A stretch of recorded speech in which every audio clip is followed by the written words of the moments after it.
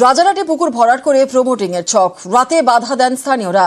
তাদের অভিযোগ, পুলিশের সামনেই চলছিল পুকুর ভরাটের কাজ, তাই পুলিশকে ঘিরেও চলে বিক্ষোভ। পরে একটি আর্থ মুভার বাজেয়াপ্ত করে পুলিশ।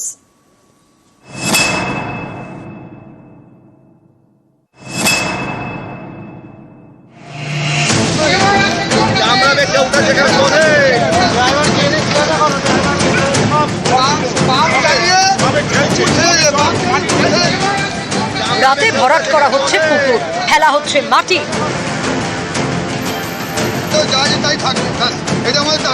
কাছেই দাঁড়িয়ে পুলিশ।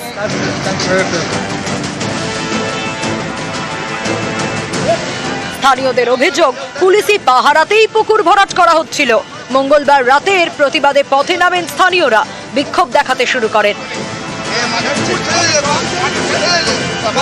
বিক্ষোভের মুখে পড়ে এলাকা ছাড়ে পুলিশ।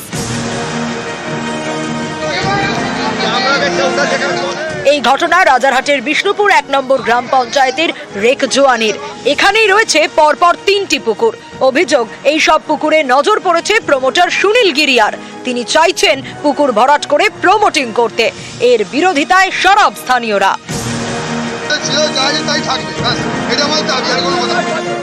মঙ্গলবার তখন রাত, শুরু হয় পুকুর ভরাটের কাজ।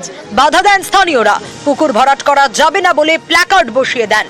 তাদের অভিযোগ, পুলিশি পাহারায় পুকুর ভরাট চলছিল, বাধা দেওয়ায় তাদের গ্রেপ্তারের হুমকিও দেওয়া হয়। তাতেও স্থানীয়রা পিছু হটেননি। শেষে একটি আর্থ মুভার বাজেয়াপ্ত করে পুলিশ। বন্ধ হয়ে যায় পুকুর ভরাটের কাজ। থানার গাড়ি এলো, 3টে গাড়ি এবং প্রচুর ফোর্স। তারা এসে বললো যে পুকুর ভরাট হবে। এটা ডিএম পারমিশন দিয়েছে এবং বিডিও পারমিশন দিয়েছে।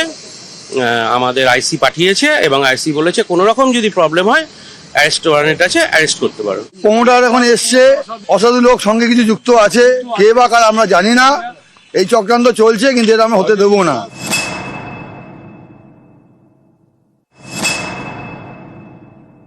আমরা বিক্রি করে দিচ্ছি, আমরা এই সম্বন্ধে আর করব। ওটা তো ভরাট করে দিচ্ছি। ওটা পুকুর নয় তো, শালি জমি। ওরা যায় না, কাগজ দেখলেই তো হবে। কল তুলে দেওয়া হয়নি, ওখানে ভেঙে গেছে কল। ওরা আমাদের কোনো ভাড়া দেয় না, কোনো কিছু করে না, আমরা নিও না, ওরা বসে আছে। আমাদের মিটার থেকে গেছে, আমরা কেটে দিয়েছি।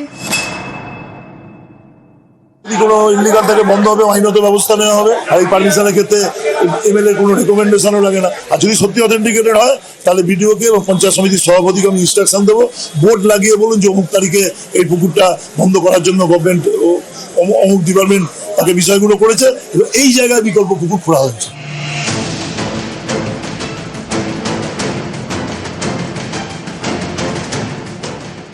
সেই প্রমোটার অর্থাৎ সুনীল গিরিয়া নানা টালবাহানার পর তিনি আর আমাদের সঙ্গে যোগাযোগ করলেন না, আমাদের ফোন তুললেন না। তাহলে কি এখানেই প্রশ্ন উঠছে, তাহলে কি তিনি বুঝতে পারলেন যে এই কাজ তার বেআইনি? এই কাজ কি ধরা পড়ে গেল? এই প্রশ্ন তো উঠছে। ক্যামেরায় দীপঙ্করের সঙ্গে সুদীপ্ত এবং অনুপের রিপোর্ট, নিউজ 18 বাংলা।